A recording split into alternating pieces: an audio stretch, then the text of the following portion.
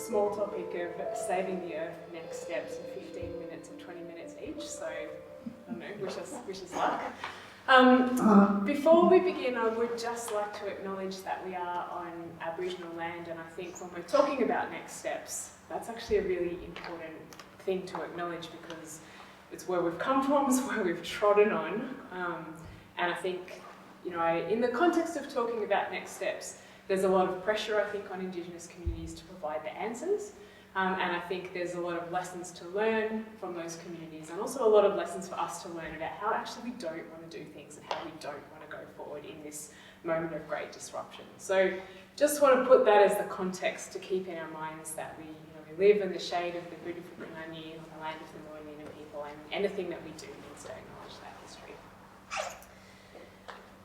So the planet really needs saving from a few things at the moment. You know, we've got the climate crisis, which I think Rob said was where you all got to last week. I wasn't able to be here, but you know, it's clearly on all of our minds. We've got increasing inequality, we've got racism, we've got economic problems, we've got problems with democracy, free speech becoming more and more squashed. We've got a few things that need saving. And I have the really fortunate position of being in a job that tries to bring all these things together and at least think about how they're connected and what we get to do. So I work for a group called Australia Remade. I've got a few of these that you can have a look at later. And Australia Remade is a group of people who came together, a group of civil society leaders who came together and just thought, like, we are losing on so many fronts at the moment. We're losing on all of the things I mentioned before. So we've got Australian Council of Social Services involved, we've got Greenpeace, ACF, Get Up, had a lot of refugee advocates, a whole lot of groups just feeling we're not setting the agenda, we're not leading, we're defensive all the time. What does it mean for us to do things differently? And we're always on the back foot, you know, we never get to say what we want to do. And so building on the work of Naomi Klein, so I don't know how many of you have read Naomi Klein's book, No Is Not Enough? No? Yes? Some? A few? Yep. So I really recommend that book. A lot of this is built on that idea that no is not enough anymore. You can see that with the Stop Adani campaign. You know, that's a very important no, and we need a really big yes. What are we for, not just what are we against? And Charles Eisenstein has a lovely word, you know, what is the more beautiful world our hearts know is possible, and how do we share that vision? So I'd like you to just maybe close your eyes if you're willing to go there, and just imagine for a moment that you've let go, that you don't have to carry these burdens anymore, that you're not worried about climate change, about inequality, you're not worried about any of the things that have brought you here probably and keep you active. Like, just let them go for a minute. And now imagine waking up, and imagine waking up in the country of your dreams.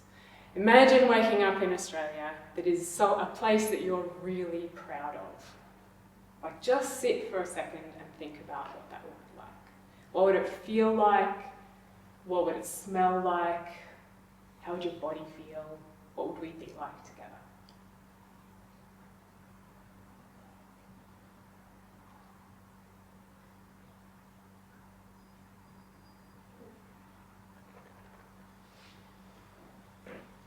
So maybe just take a second to find the person next to you and just share one thing with them about what that country might be like.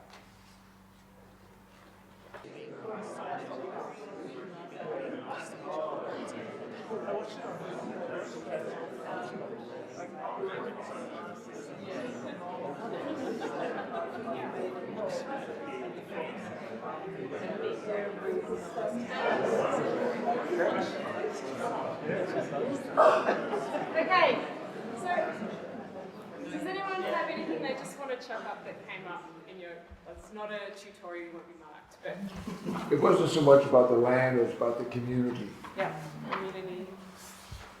Anyone else want to, it's not compulsory, but feel free. Yes, We would have declared Australia a completely peaceful country, nothing more to do with war, and there'd be plenty of money to solve all the other problems, and we'd get on with it. I'm in. Jill's going to lead the revolution. Anyone else? Yeah. Well, I had two thoughts.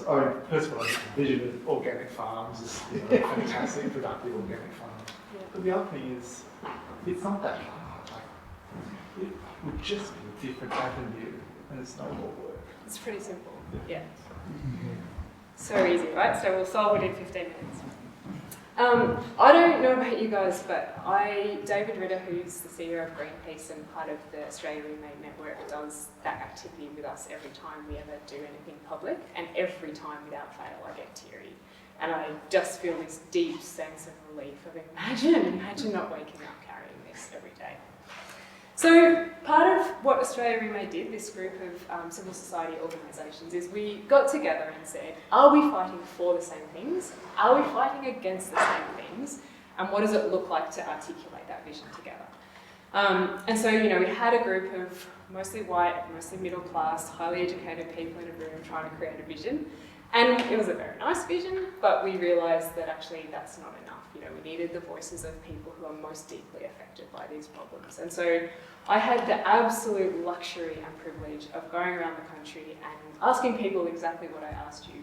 What does the Australia of your dreams look like? And from that, we developed this vision. So from all those voices, which has 9 pillars in it. I've got a few copies you can have a read later. But it sets out a very simple vision that's common sense and utopian at the same time. Like Rob said, there's nothing radical about this. It's about, a country for people and planets. There's nothing particularly, and it's very high-level values stuff, so everybody can get behind it. And what I noticed talking to people was not that there was difference. So we talked to people like migrant communities, worker communities, different communities around the country, and there was very little conflict in what we heard.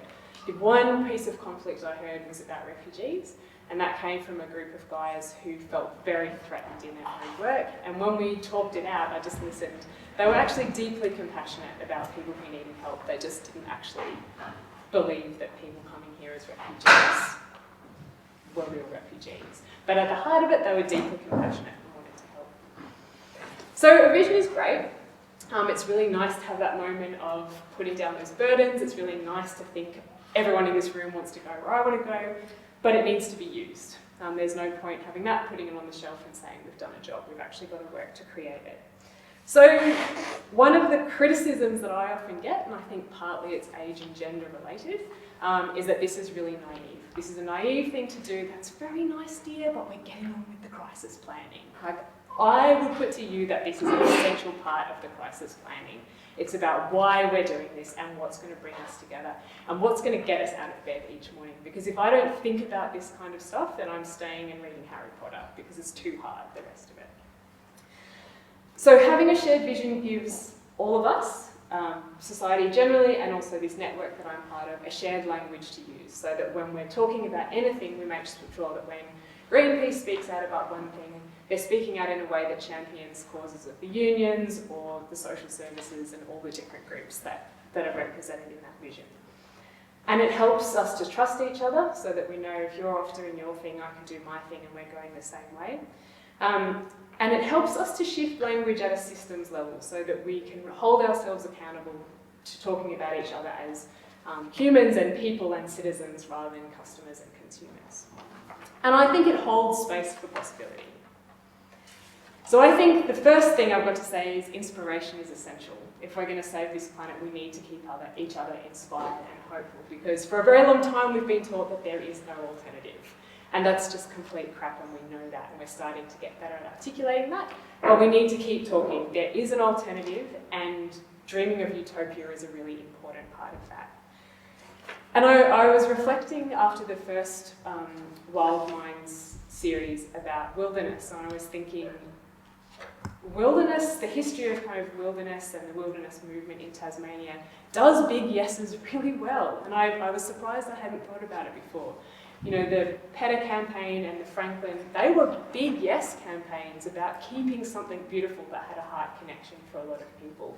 As opposed, you know, I've got to stop a diamond sticker there. It's very important again, but we're not for something and it doesn't have that heart connection in the same way. So also wanting to acknowledge that we're building on this incredible work of generations before us that have led these incredible campaigns with these incredible stories. And I think there's a new challenge around this. From my experience, and this may be not everybody else's experience, but building on wilderness, wilderness is this big, wonderful yes, in some ways for solitude, in some ways for the story of the world is so enormous and so marvellous and so magical, and I am so small and tiny and insignificant, and isn't that a wondrous thing? That's the beauty of it. And I think the funny thing is that neoliberalism has kind of done the same thing to us without the magic. You know, it says the world is this big and it's enormous and we're tiny and insignificant, but there's no dreaming. So how do we create, how do we move from the wilderness yes beyond to a collective wilderness yes? I don't have the answer to that, but it's a question that popped up for me. So how do we build the individual yes? How do we build from the individual yes of wonder to the world of collective yes? And how do we move from the mundane there? So I think beyond inspiring people, we need to move to connecting with people because we're very individualized and it's very scary to think about this stuff on our own. So I think we need to connect with ideas and with other people. And neoliberalism has done a very good job of disconnecting us from root causes. So I don't know about you, but I feel really paralysed by that because there's a rally about refugees on Monday, then there's climate change on Tuesday, then there's workers' rights on Wednesday, health on Thursday, homelessness on Friday, maybe there's a band on Saturday. Like, it's too overwhelming and too much and too exhausting. So how do we bring these together as one issue or two issues that we're all working for? And how can we trust each other as we do that? So it's partly connecting the issues and making visible why my win means your win and why you winning means me winning. And it's partly about how do we stack solutions to challenges. So I've been thinking about Lululemon. Does anyone know the brand Lululemon? It's a leggings brand. You get to be an ambassador if you're really good looking and do yoga, and they give you free leggings. So, and it's this brand that my brother, who's very different to me, is a Lululemon ambassador who wears free leggings and runs free activities for this company. And he will defend this global corporation that has more money than Nike till the cows come home. They do incredible stuff around community building. My brother quit his job to work 3 days a week to then spend the rest of his time working for free to do advocacy for young people with diabetes because the Lululemon Corporation makes him feel like he can do good things in the world. Like, there is this powerful niche for people wanting to belong, and corporations are filling it. So we're privatizing community and belonging. And that's an awesome opportunity for us as people wanting to save the planet and deal with climate change and all the other issues, is that if we can link belonging and identity and community to our solutions, I think we're fulfilling two needs and we're going to have real strength there. So what if we've dealt with loneliness and climate change at the same time? And that's part of what we're doing here, right? Being part of a community, not being lonely, actually finding inspiration and connection. So, you know, a problem shared is a problem halved. I'd like to think that we could work on that kind of ratio, but it might be a bit different with these challenges. So, quickly to finish, I would say a couple more things. So we inspire people. We need to be inspired, because I'm not getting out of bed if there's no dancing, to kind of corrupt a bit of a quote there. Connect with activism and your life. What are we already doing? What is the power we already have to bring these changes into the work that we do? So as part of the South Hobart Sustainable Community, we worked out South Hobart is in the top 20% of socioeconomic suburbs, so we're up there. We've got wealth and we've got education. So we have a resource amongst us. How do we get together to use that so that we address a really big problem with not just a little solution, but a collective response in the form of shifting money out of fossil fuel investments, as a way to come together and say we can do more than just bring a keep up. And the questions we've been asking ourselves are, what can we do? What help do we need? What do we need help with? Whose help are we? Who can take the help and resources that we have? And what do we need outside assistance with? So that's just one example of how we've been trying to connect the community to the big picture. And also to connect with what already exists. You know, there's a whole lot of organisations like Greenpeace, ACF, the Wilderness Society, Get Up, Extinction Rebellion. There are groups with infrastructure that exist that we can tap into, and I think there's a lot of energy and courage to be got there. So inspiration is important, connection is important, and all of that is about action. And I think there are a myriad of different actions that we can take, and I don't have any answers for what the actions each of you can take, but I think there are some things that are common. And that is that through action, we need to find courage and strength to connect and to inspire, and vice versa. To connect and inspire, we need to find courage to act. And that we're going to do it really badly. You know, we're going to do it imperfectly, and we're going to do it in an unpracticed way, and we're going to do it awkwardly. And I think that that is something that we have to do as a collective, is hold each other in that kind space of awkwardness and disconnection. So I really think the choice that we have to make is not even what we do, but how we decide to do it. And are we going to fracture? Like, you know, we're really Get Up is being attacked at the moment. We're being divided in so many different ways. Do we have the courage and inspiration to not be fractured and to accept each other's imperfections as we do this together? So I was thinking if I could have one rousing thing to tell you all to go away and do, and I don't. But what I do think is important is thinking about what are you going to commit to that covers those three things, which is inspiration, connection, and action. And what can you do beyond going through a consumer choice that individualises what you do, and how can you make it a collective approach? So David Ritter recently wrote an article that said, don't buy, don't supply, and say why. And I think the saying why is the really important thing, publicly connecting with each other about why we're doing what we're doing. And I think that's because, as Rob said, we want this very simple world where we're basically peaceful, safe, as Jill said, for people and planet. So, thank you.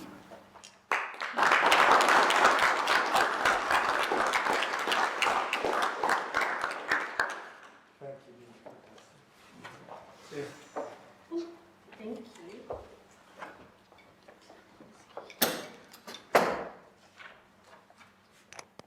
I like to use my hands a lot, so. So I'm Jessica. Before I get started, I just, of course, want to acknowledge the traditional owners of this land, past, present and future, and the 40,000 years of incredible connection that we do have to this. What a wealth of knowledge that is to help us guide forward. So I help islands to be sustainability leaders. I've worked with the UN and island leaders, from heads of state, presidents, prime ministers around the world, to help them take greater action towards their goals and commitments, and really act as these beacons of inspiration to others to help them move forward in their commitment to action.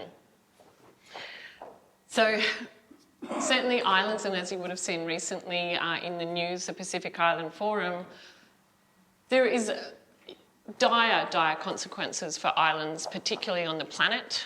They really need to have absolute action and urgency in our response to climate change. As you know, we've got about 10 years in order to turn the ship around, and sadly, there's new models coming out saying that we're actually on a trajectory to a 3 to 4 degree change in planetary temperatures. So it's dire, right? It's absolutely catastrophic.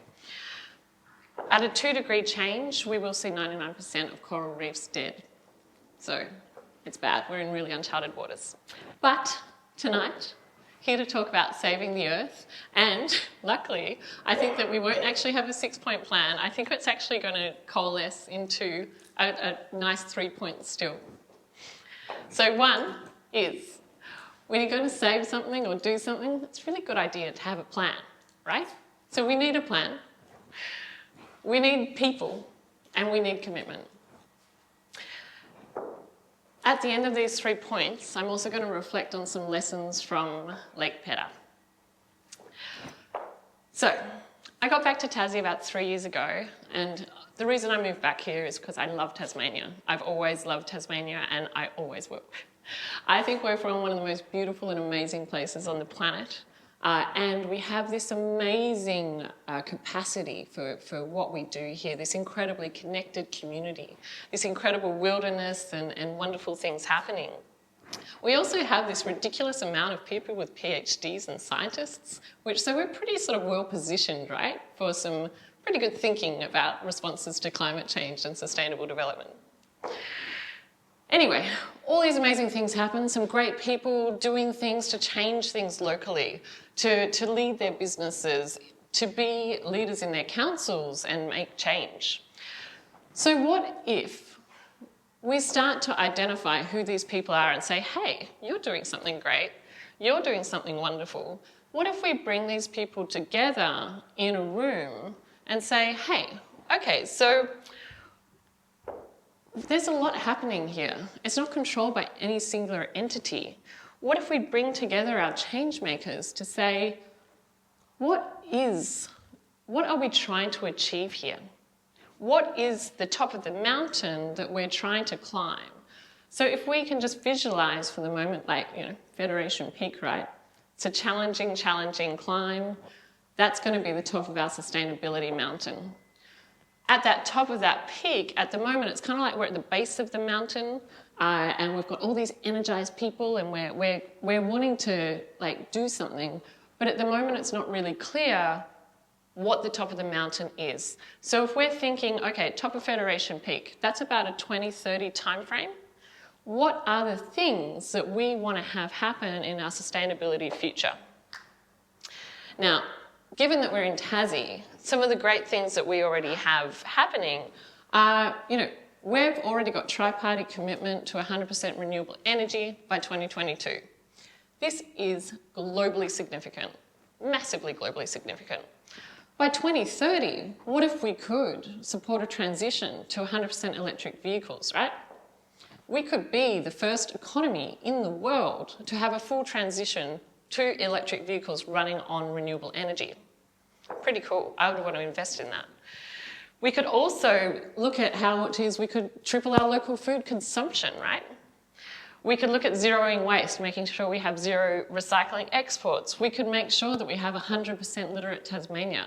Not only that, in literacy, we don't want just to be educated in a classroom. We want our kids to make sure that they're getting education on country and connected with the values and the lessons of our Aboriginal elders and others. So this is a sort of community. I think of hopefully from when you did your little sharing before, some of you may have been talking about some of these sorts of awesome targets that we could be achieving together over a long term. Anyway, some of you might also be looking like, is she crazy? Yeah, so that's totally fine. You can come up with what you think your targets are and let's be really freaking ambitious about it though, right? The thing is, what we do know is that the bigger the mountain that we're trying to climb, the better we need to be coordinated about what we're doing, right? So if we've got a freaking massive mountain, we're going to want to have not just a good plan, we want to have something that is flexible, that's adaptable, that is responsive to corrective action or any problems that arise. We also want a really good team of people, right? We want to make sure that those people are really working together and that they all see the hope and the opportunity of getting to the top of the mountain. So we're really going to be working together to get to that peak. We've got these great values that are instilled. So we've got a plan, we've got these awesome people and teamwork. Now the third point is, how do we get the commitment to action, not just of us, the people that are actually willing, but the commitment to action also from the ethereal beast, which is political will. So, taking a step back from Tassie to just sort of jump globally for a moment. So in the last 5 years, we had 2 really important agreements that were agreed to by all countries. and I hope you've all heard of them, which I'm sure you all have, which is the UN 2030 framework on the Sustainable Development Goals, and of course the Paris Agreement on climate change. The reason that these two conventions are particularly important is that they are our global plans. They are also committed to by all countries in the world, including Australia and including the United States. Now the US, of course, Trump said, oh yeah, I'm going to pull out, la la la. When he said that, Michael Bloomberg, who was the former mayor of New York City and lovely billionaire and media mogul, so very much the opposite of Murdoch, picked up his phone and called his mates. And he said, hey, guys, are we going to let this happen? So, of course, he called a number of the richest people and they were like, yeah, no, we're going to be on board to like help keep the US on track regardless of what the federal government does. A number of cities and states have also come together and said, regardless if the US pulls out, we're going to hold this commitment. We're going to actually still achieve it. The lesson from this is that regardless of what might be happening at a federal level, it actually opens a door for us at cities and states and business levels to say, hey, we've got our plans and we've got our commitments. We're going to stay on track to this stuff. The second really important lesson about the lead up actually to the climate change agreement. So the climate change agreement, it seemed like a bit of an impossible mission for quite a long time. What was also really important, particularly to islands, is that we made sure that there was a global commitment to no more than 1.5 degree climate change. So remembering that 99% coral reef death 2 degree thing, big problem when your main protein source is fish and you have very small landmass. Anyway, so we were facing the need for this global agreement. It was the Marshall Islands, a lovely man, Tony DeBrum, and the US, the chief negotiator, actually Todd Stern. They got together and they said, hey, we really need to make sure that we get this commitment to 1.5 degrees. So Tony from Marshall Islands calls up his mates, largely the other 41 small island developing states, which make up almost a third of the UN vote. They are all like, yep, we're on board with 1.5. They then also call some of the Nordic countries. They form basically this coalition of the willing, those that saw the value of the 1.5 degree commitment. And they started to get this very slow ripple effect of like, oh, they're going to make this commitment, they're going to make this commitment. They started also having some pretty cool parties, like they got Leonardo DiCaprio involved. There was like princesses and kings and some subtle little spots in New York. It was pretty cool. Essentially what they did was they formed the diplomatic Cool Kids Club. What it was actually known as was the High Ambition Coalition. So my question to you is, could we have a high ambition coalition in Tasmania? What would our targets be? Who would we invite to that party, right? Could we start to cultivate the people that are actually most willing to take commitment to action and bring them together to say, hey, we could start to build something here and build outwards? We would want to make sure that that is across different businesses. It's open, right? Anyone that's ready to take commitment, from local councils to government to business, you can do it. And they're going to be committing to our big and ambitious goals and targets. Now, if we have this commitment, we have this growing groundswell of ambition. Now, that also could be an awesome opportunity for Tasmania to be like a global leader, right, in sustainable development. We could step up on the international stage and say, hey, we see you guys doing stuff. We're going to kick your ass in doing it. We're going to win this race to sustainability, right? Why might we want to do that, or why would a government potentially be interested in doing that?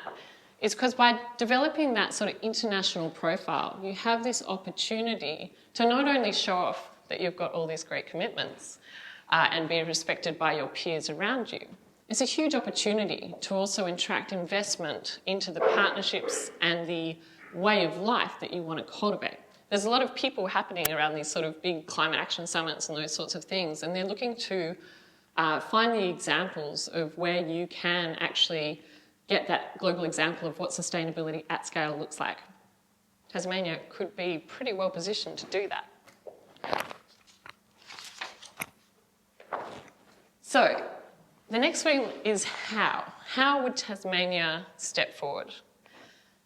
Well, you might have noticed we are an island, and other islands around the world really want to help us to step forward.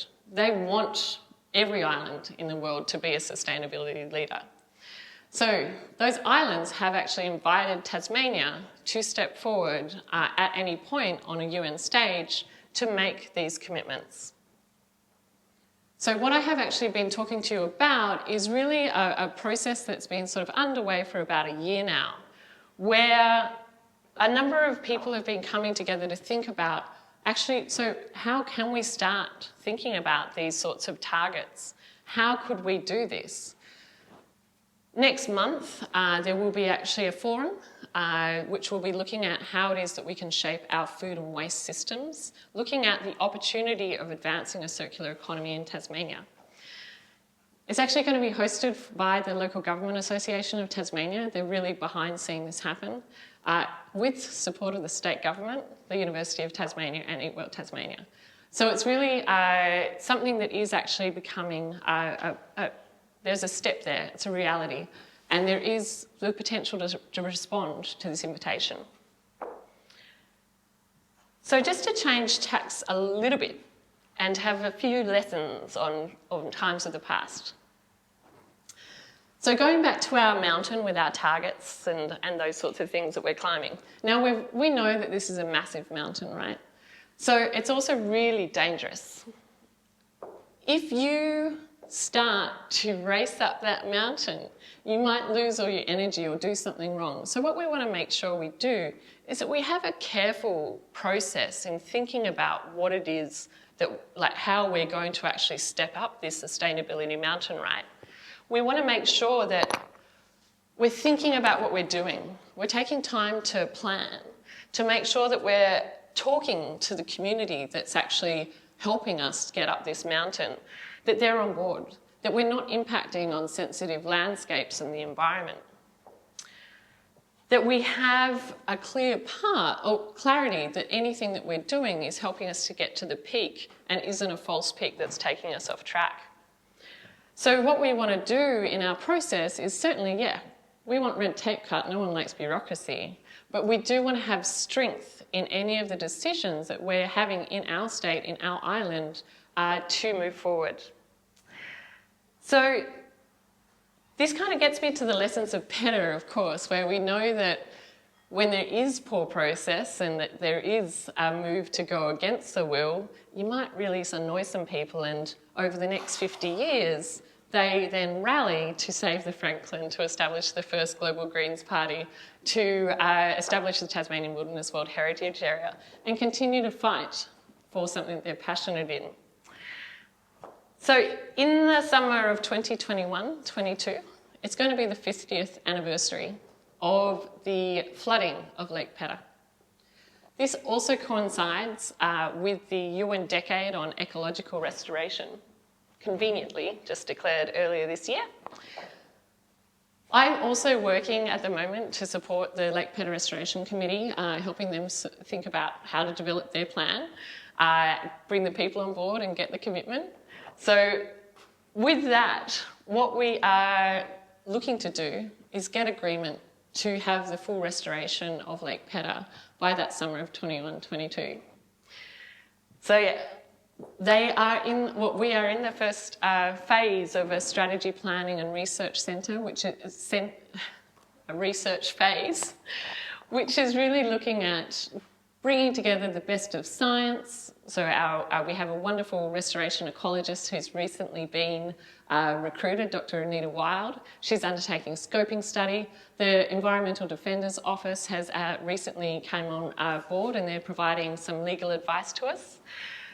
We are then also, we've just actually today, very conveniently also launched a crowdfunder. So yes, you can be first to get some of our awesome merch and donate to the campaign at a slight discount tonight for this stuff. You can see Tabitha at the back there. But there is a crowdfunder that's kicked off, and that is to help us help to coordinate the advice that we need from engineers, energy experts and economists. So essentially, yeah, we're getting the right people around the table to help us think about it, and we're also building the community that is necessary to then support getting that commitment to the full restoration of Lake Pedder. So why I feel that Pedder, though, is really critical in this time of a climate emergency and biodiversity emergency is it's that moment to show that we can actually fix the mistakes of the past, that we can achieve 100% renewable energy at the same time as restoring nature and our ecosystems and really listening to the community. It's also something that seems impossible, right? But yet actually is very much possible. So, yeah, I would ask you to think about it and think about supporting the crowdfunder. And just to wrap up with my very colourful paper, as Millie was saying, you know, we do need this collective yes.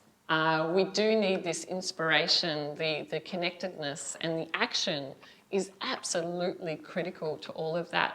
Our greatest strength is our people, the creativity and the energy, the opportunity and optimism that we all have. Again, this 40,000 years of lived connection is just an incredible, incredible opportunity, and it's something that is amazing and incredible in Tasmania. So if we can connect together and be those ambitious champions of change, be open to also inviting and helping our local councils and other leaders to come on board. You know, often when I'm talking to councils, they're just like, okay, we just really need some help in understanding what to do. So help them, come up with the ideas, right? Give them some ideas on a silver platter. They're going to be pretty receptive. So what if we all have each moving towards these targets, but it's not only Tasmania, it's also then every other city, state and business. We have then that collective action that is needed to save the planet. There we go, 3 points. Done. I do take on board your, you know, the vision that will show that we can fix problems. To me that seems a bit similar to the people that would say we can bring back the thylacine or these other extinct species from the dead, and my personal viewpoint is that we shouldn't be trying to do that because we need lessons to tell people about the bad mistakes that we as humans have made in the past. To say we don't want to do this again. We don't want our coral reefs to be like Lake Pedder and gone forever, so we have to act now.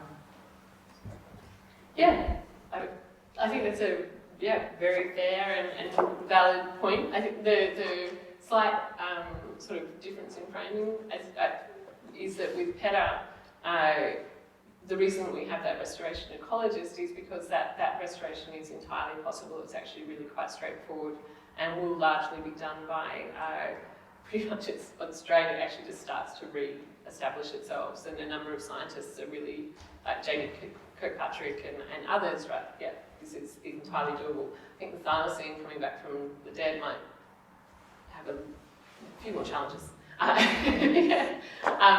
But yeah, no, so that's a really valid point, but yeah, I mean, it can be done, and I think everyone can really sort of contribute their points into a perspective. So it really is a point about having a conversation as well about bringing things up, so yeah.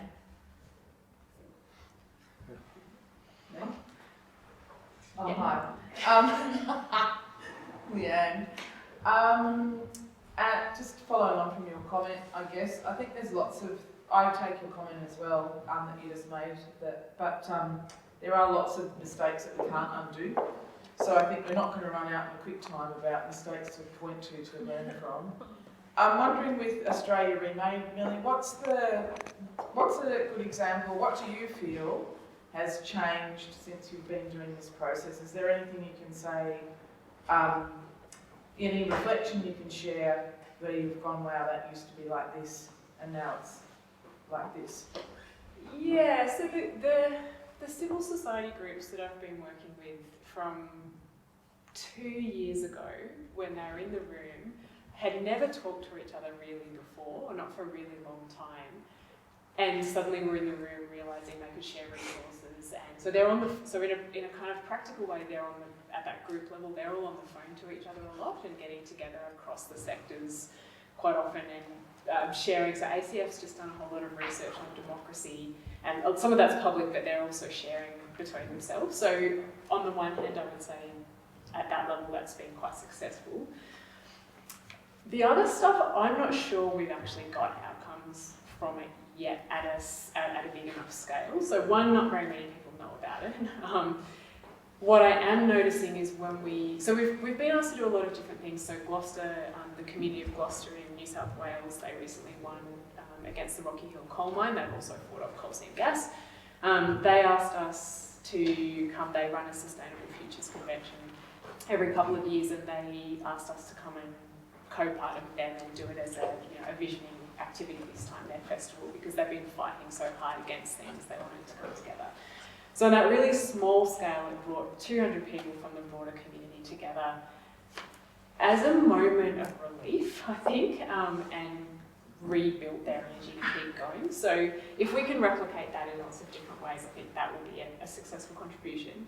More broadly, and we can't take credit for this, it's the world is shifting like this. If you look globally, the UK and the US and New Zealand and lots of other places have these similar projects, which is really about shifting the narrative, and there's that consensus around the globe that the first thing we need to do is start talking about a new narrative. So I think we've been a very small part of that conversation, really. And it has been interesting in how it brings people together to talk about what's possible. And I was really shocked when we were going around the country talking to people that people hadn't thought about what they wanted, and that was a new, energising thing for them. So we have plans for the next phase is to kind of what Jess was talking about, but on the national level, of bringing people together to say, okay, what is it going to take for us collectively as a progressive movement to go from where we are to where we want to be? And not just the list of markers, but how are we going to do it differently, because it's not working the way we're currently doing it. So how do we need to think in different ways and work together differently? So, yeah.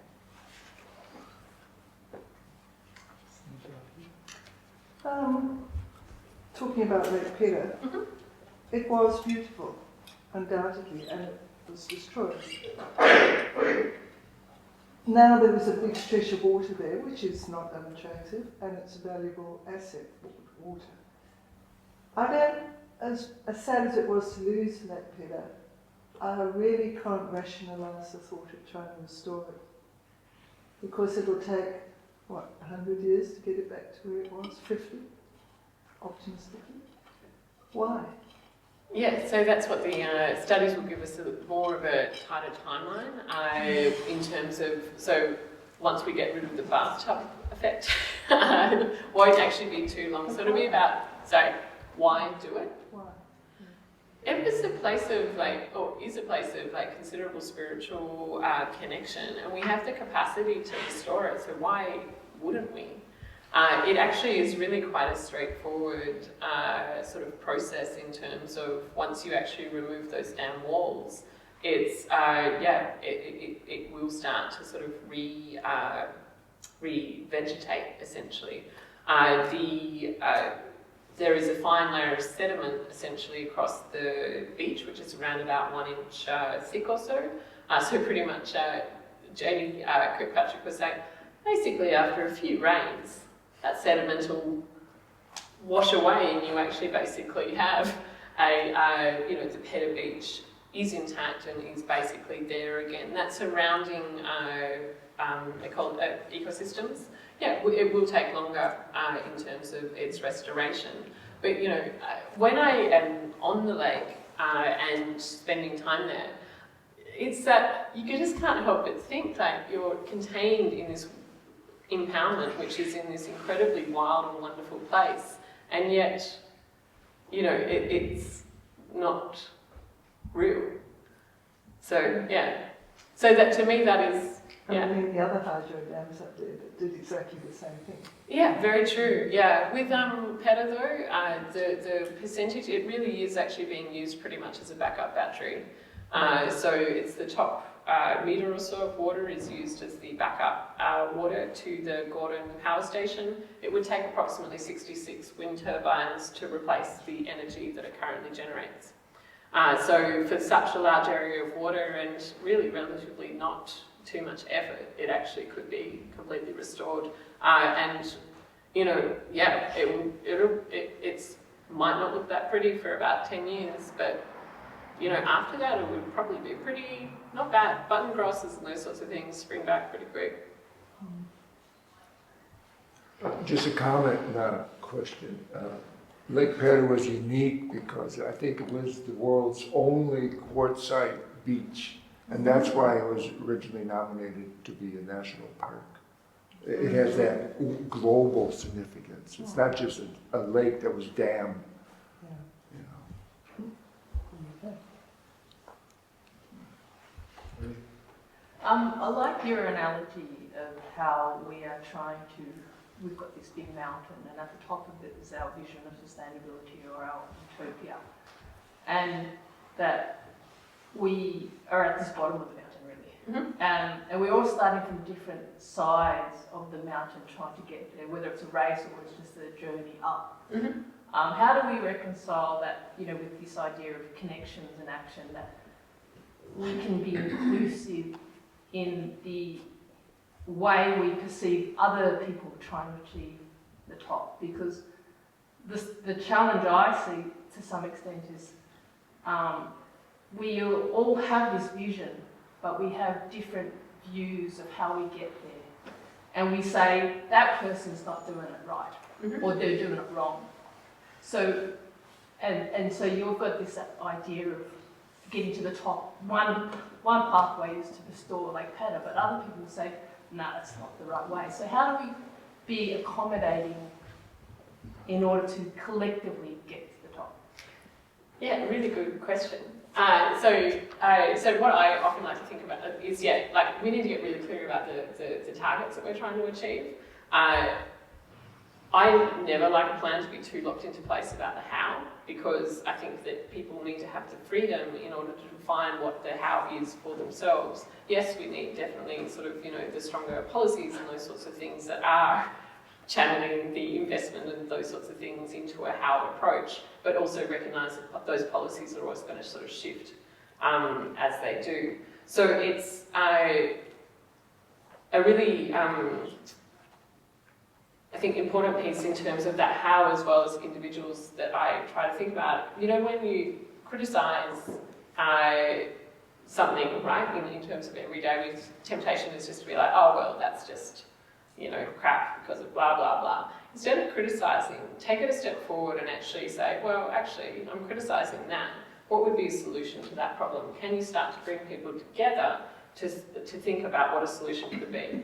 So say if someone was going to try and build something like up a mountain, right, and if there was this whole rallying of people that were really against that, maybe instead of saying, oh, I don't like that idea and fighting just against that idea, how about getting together and putting a better idea on the table and seeing what sticks over that way? So instead of fighting, be proactive and more proactive and strategic in bringing those people together to start solutionising. Oh, solutionising? It's been way too long in America. Just wake up and say it's fine, I know what to call you on it. Yeah, so we come up with that solution focus, yeah. I think. I would also add that in my experience it's been about where, like if you dig deep enough, where's the similarities? So that's why the vision stuff is really about values, and mostly we can agree. It's still pretty lefty according to lots of people, but we can still mostly agree. And I think there's a real challenge for people like us, make an assumption about all of you, but who are really passionate about a lot of things and think like, we know we need to act on climate change. like, are we willing to be converted ourselves? And I think the election, there was a lesson in the election there which became very divided in terms of again, going back to the Adani example, a lot of people in Queensland saw the choice as jobs, and so apparently Adani was going to provide jobs, but like we know that's not true, but that was the belief. So there was real jobs versus this idea of transition, but no one really knew what that was because it wasn't a real job. And so what does it mean to actually listen to those voices, like genuinely, and be willing to be converted to a different way, I think, and letting ourselves believe things we don't want to believe to actually have that experience, I think is really high but really important. And after the election, that was my real reaction was like, I'm just going to listen to everyone, and had I was in Sydney at the time in a taxi listening to this guy he'd voted very differently to me, and he explained why he had voted how he voted, and it made complete sense according to his story. And so part of that for me was about trying to respect his position, understand why he was voting to how he was voting, and thinking, well, where's the whole, like, what am I not offering? We're not offering community, we're not offering jobs, we're like, try to listen to that. And as just said, there's different pathways to get there.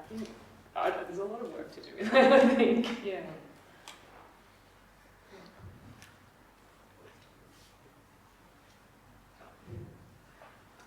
Can I have a follow-up? Well, I'm just curious, because you brought up the Queensland example. Where would you put Clive Palmer and his millions in that? Because you know that most of the vote was actually funneled back to the Liberals through Clive Palmer. Take Palmer and his money out of the equation and you get a very different... Totally. So how do you, in this frame, how do you deal with existing power and money? I mean, I don't know. That's a good question. But I think what's interesting is also the stories that we then believe, and how quickly, I know I've said a few things that have been a bit negative about, say, the Stop Adani campaign, but I also think there's different opportunities there when those things happen to, one, buy into the narrative, which is telling the left that we did it wrong, it was all terrible, when actually, Clive Palmer's money had a huge part in it. And I think, again, it's thinking about what is, we don't have the money on our side, really, or we're not accessing it. So what are they buying with that money that we're not providing in a different way? I don't know. I don't know how, that's why we need these big structural changes around donations and around election stuff, yeah.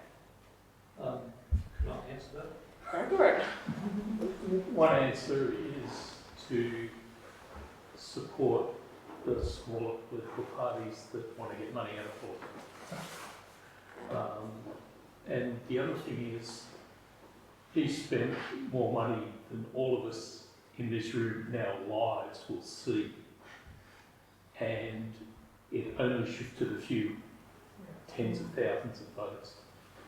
It was really expensive. And mass media is not nearly as powerful as conversations with friends. If we can make friends with those people and show them that what they want is what we want too, like a house for their kids or whatever, that's much more powerful than Facebook ads. I think the thing about making friends with people, I think we need to be really careful not to go in and missionize like that stuff, and that's what I was talking about with being willing to be converted. I think there's huge power in social media, like that's been proven that in the US and Australia around elections.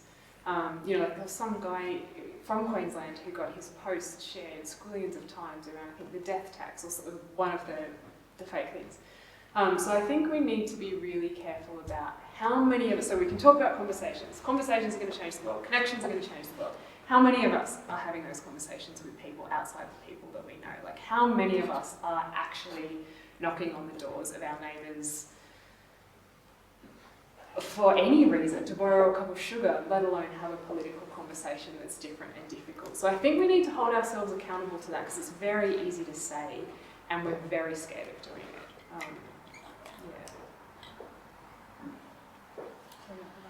Millie and Jess, just wondering from your experience, how confident are you that green bureaucracy and green diplomacy will actually solve all this and make a big difference before societal collapse, or do you think that that's necessary? Something drastic has to happen first. Can we not call it green diplomacy? What's the term for it? Sorry. I only say only in terms of like, because we have that sort of natural, oh, this is just a thing of the Greens. It's because it actually is more broad. Oh, I don't think Greens is a Green Party.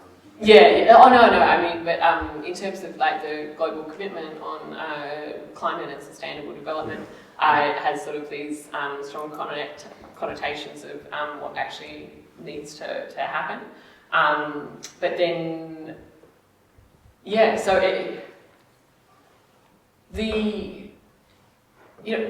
it's absolutely imperative that we get this strong leadership. So there are the various countries and cities around the world that are taking action. And the more that we can help to elevate the good stuff that's happening, whether it be globally but also locally in our communities, and hold those people up to say, hey, what you're doing is really awesome, as opposed to sort of like the fighting, direct action and absolutely pointing out where there is really bad behaviour is absolutely critical. But we also, I think it's as much putting energy into really elevating and helping the people that are doing things that are working to help them be more successful and recognising what they're doing. Often with a number of the islands I work with that are doing amazing things, we get into this thing, and I see it happen here in Tassie as well, that we kind of focus so much on the criticism of like being like, we're not doing that great and blah, blah, blah, so-and-so is over there, that we forget that actually what has collectively happened, whether by design or whether just accident, is actually pretty great. And so, we can actually say, actually this isn't bad, and help move forward strongly together. So, yeah, that's, I think, really critical. Yeah.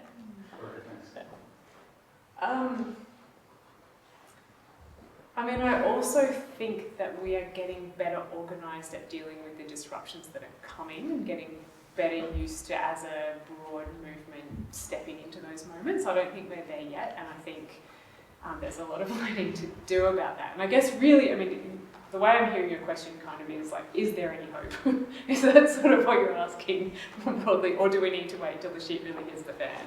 I also know you've got a lot of experience in that area, so I was wondering what you thought personally. Yeah.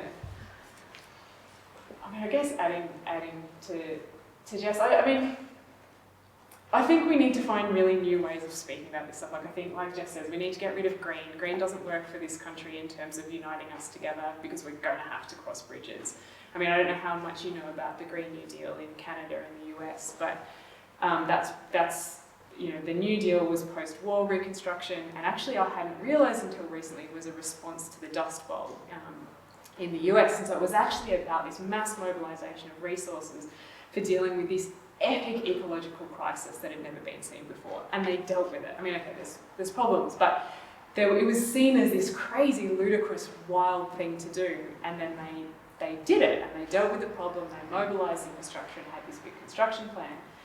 And there's a history that the US can build on there around that by saying Green New Deal, it's dealing with the ecological crisis and the climate crisis. In Australia, that's not going to work for us. Green New Deal gets too easily taken by the media, the Liberals, Labor, as a Green Party thing, and that's actually not going to work. We desperately need the Green Party, but we can't have it owned only there.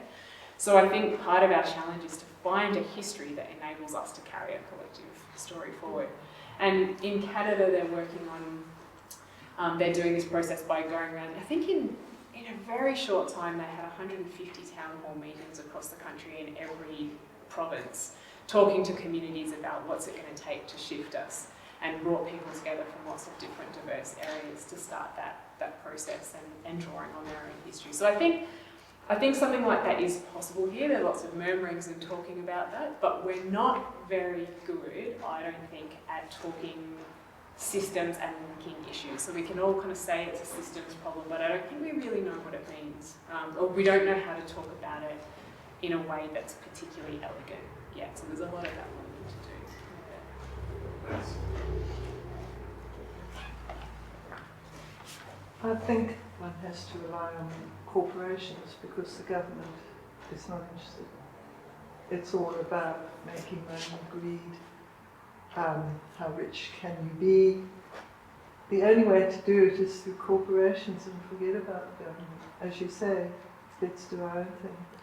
I have a dilemma with corporations at the moment. Going back to my Lululemon example, I think there is, the problem is that we're starting to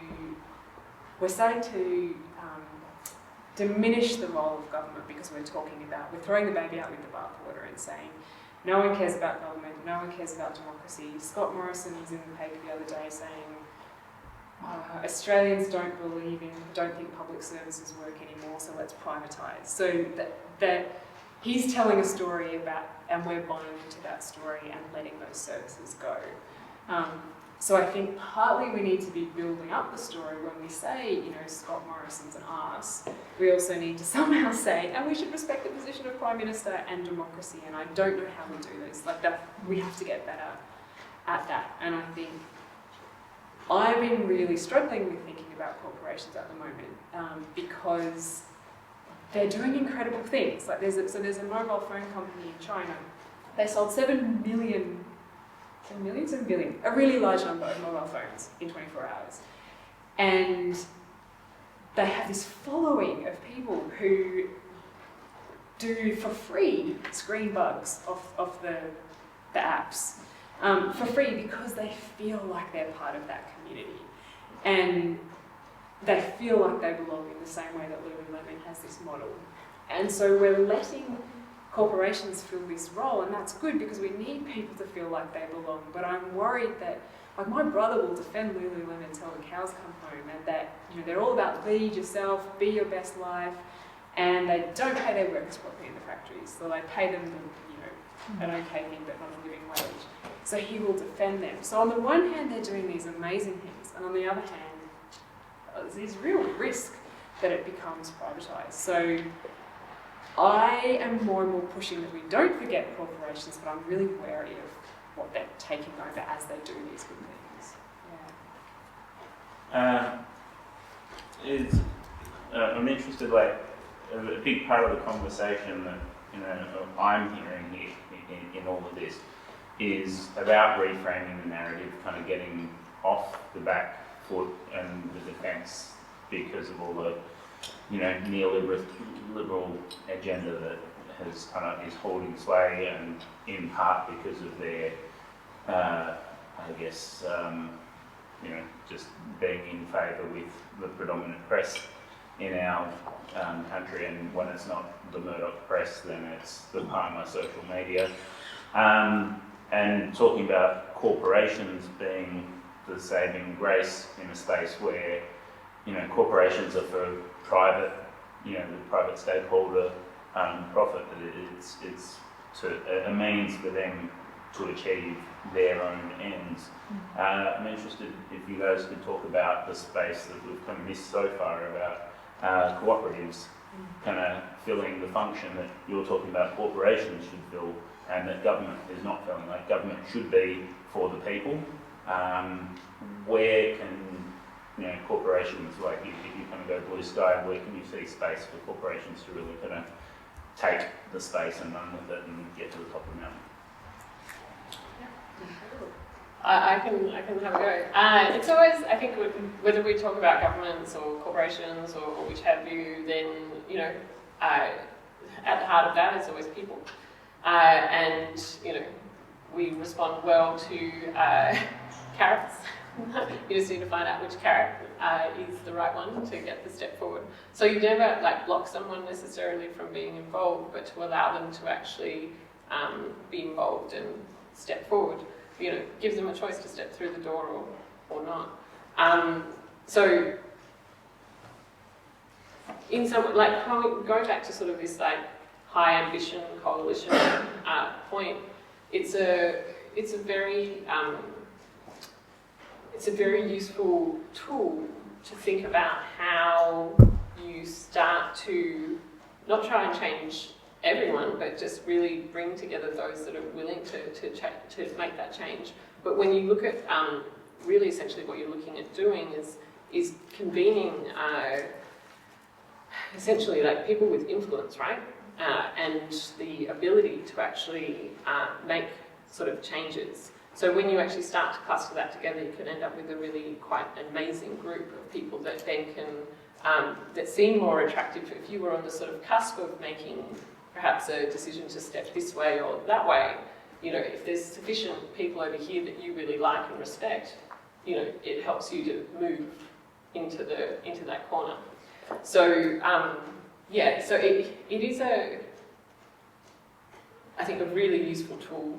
The other, this is sort of other tool that is really effective, not just the ambition one, is also that friendly competition that you can trigger between each other is a really positive way of getting momentum. So that age-old size matters actually is a really useful tool in that, like, they're talking about the size of your commitment to action. So it's actually been quite a good playoff between a number of countries on, you know, competing almost on how big is your marine protected area? How big is your waste reduction target? You know, waste reduction targets, they're going to be the new sexy. Come on. Trust me on this. But yeah, but so it's that, you know, like it's, you know, like, because there are these positive things, we want to be energized, we want to be praised by our peers, we can use those as the tools to help us actually get that momentum forward. I think there's two extra things in there. One, the ambition, the size of ambition. In the US, they had the Fight for 15, so they had workers were getting paid $7 an hour. The union was like, let's make it $7.50. And the workers were like, $7.50 is not, like, that doesn't change my life, but $15 an hour, that's livable. And so they went from a worker community that would never strike, would never actually do anything because 50 cents more is nothing, to a community that walked, you know, they walked off the job and they actually got their $15 an hour pay increase because the ambition was life-changing. So just that. I think, Dan, one of the challenges that we have is that we have a government that doesn't want to do what we want it to do. So we have to work around it. On the other hand, so that, you know, we can start cooperatives, we can have these other types of economies. On the other hand, we also have some really big structural barriers to us doing these things. So, you know, if you think about, say, the Repair Cafe, it's a brilliant idea, it's lovely, we all feel pleased because we fix our own blender, but it exists within a system where there's built-in obsolescence for profit. And so until we can change the rules around that, we're kind of stuck. So we've got all these sprouting new economies and sprouting new ways of doing things, which have to happen regardless, but also there are these big structural barriers, and I think we need to start to name them and push for those shifts as well. Because, you know, thinking about, and this is why it all gets connected, of like, cooperatives also rely on the fact that you've got the skills to give, that you've got the time, that you've got, you know, it's a lot of care work, and we don't value care work. And so until we value care work, that stuff doesn't make it into people's main orbit. You know, there's a whole lot of barriers to participation in those things, and that's a cultural change and a structural change. And also, actually, so when we're talking about also the big thing, like, you know, government and the thousands and thousands of people that work in that and the machine of it, you know, regardless of which government is in of the day, you can always find your friends within government, right? They will always, you know, if you can find the right people in the right departments, they will say, hey, yeah, okay, you know, you've got this idea, it's a good idea, yeah, we can help you step forward. So, you know, regardless of what it may seem like on that sort of big positions of, you know, what ScoMo said recently or something, you know, your friends at the more department level will always be there. And that's something where the connection courage comes, because to push those things in those hostile environments does require us to be verbally, visually, always backing those things as a society. Yeah. Philanthropists. Form a committee with philanthropists. Absolutely, there are some. If anyone's a philanthropist in the room, we'd both love to talk to you. Is there more scope for individual investors? Because I've noticed how some campaigns have been really successful at mobilising shareholders to threaten to withdraw their shares in a big corporation. I see big corporations as a big part of the problem. They are funding government and getting government to do their bidding, and they have their own shareholders to fulfil expectations of endless growth, year-on-year growth. If we could try and change that by getting investment all the way from the ones who are doing that worst and provide it to the ones who are doing it best, rather than Jess was saying, that you actually encourage the people who are coming the right way with you by getting a shift in investment opportunity perhaps, which is what they all, the currency they believe in. Is that an area where that could be targeted a bit more strategically in some ways? Yeah, totally. So I think, like there's money does speak. It is a huge thing. So where we're seeing the mass divestments and those sorts of things are a really incredible tool. Where I think it was Yale University did the massive divestment, and that sort of spurred off into a number of universities around the US and others. So in Tasmania, right? Like looking at where have people coordinating campaigns. Someone here might have run a few big investment campaigns, and they're incredibly powerful. A new, not so new, but really emerging sort of field is around impact investing as well. So where we can use smartly these sort of new financing mechanisms to achieve things like more regenerative agriculture. So instead of, say, an investor just sort of giving money and saying, all right, we're going to fund you perpetually forever, which is not necessarily a sustainable model, it's more about saying, okay, so if you can invest in X to happen, which is achieving X sustainability outcomes, we're going to deliver a return on investment to that. So there's this massive groundswell of all these really creative mechanisms that are actually starting to, not just starting to, that are in play that we can learn from. The Seychelles that I work with, the island, they ended up swapping around about, I think it was $20 million of their national debt, which to Seychelles is absolutely massive. What they did when they swapped that debt, instead of paying it back to Paris or France, they ended up paying that into a local adaptation fund, and that adaptation fund actually now helps to pay for their adaptation activities on the ground.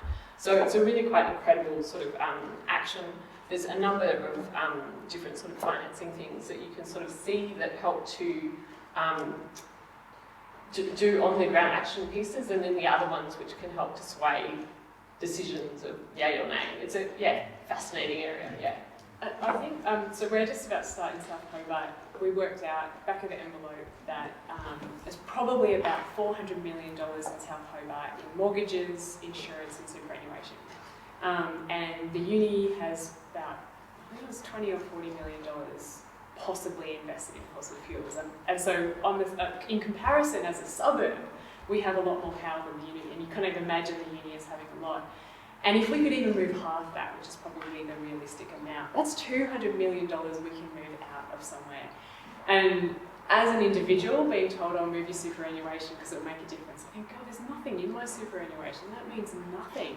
But imagine if we took are you all familiar with Lock the Gate? The Lock the Gate. Yeah.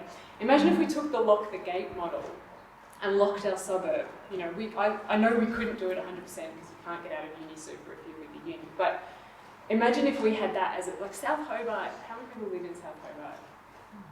A few, yeah. South Hobart has this very strong identity as being a green suburb. What if we collectively built on that identity and said, and we're locking the gate on this investment? And we not only did that, but we said, as part of this is actually about learning what your money does. I don't know anything about superannuation. I'm going to end up with nothing because I never thought about it.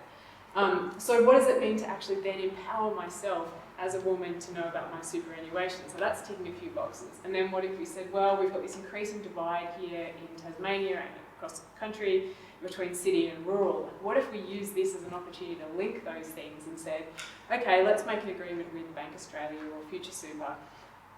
How much a percentage of money we get shifted to you, you then agree to invest in a regenerative project or something in Burnie or somewhere like that, which is feeling left out. There's a whole ecosystem of power we can tap into when you think, oh, there's nothing in my super, but in the rest of yours, there's 200 million. Like, that's like, we could do that. So we're looking for more people. Come and see me if you want to help. I'd like to live in South Hobart. We could do this crossover. I'm in a group, I want to join. Great. Yeah. Yeah. There's a book that some people might be interested in called Wild Hope. It's by Andrew Barnford, who's the Professor of Sustainability Science at Cambridge, and he was out here for sabbatical for most of last year. So he gave a seminar at uni, but it was saying that a lot of the public gets so sick of us preaching doom and gloom that they just switch off completely. And so that book is about positive case studies, and I guess, and they're all international ones, but maybe we could come up with a lot of Tasmanian positive case studies, and I'm sure there are many. That's an awesome idea, yeah. And we're doing that as part of our national projects. If you've got any awesome case studies, I'd love a one-pager of it and go and have a look. We'll start collating them, because people look at the vision and say, that's nice, but what does it look like? What's an example of it? And there's heaps of examples, we just haven't pulled together.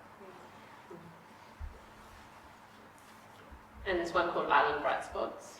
I might have written it. It's really great.